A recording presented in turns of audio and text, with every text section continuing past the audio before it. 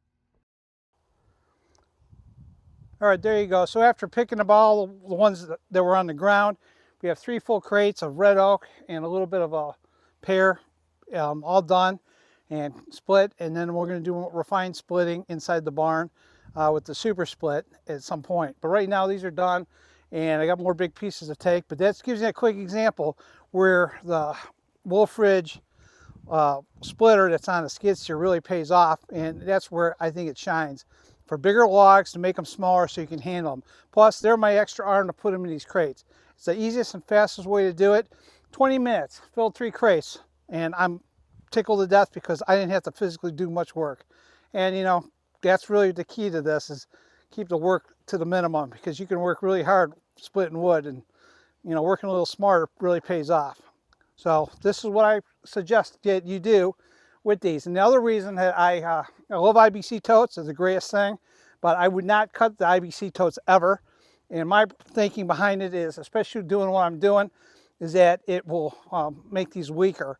So I think they're better just to stay the way they are, and it's a lot easier for me to flip them and handle them, and I'll talk about that another day. But this is really the best thing I could say as far as this log splitter I bought for the skid steer. Definitely have no regrets. I have a 6-way on it, and this is what it can do.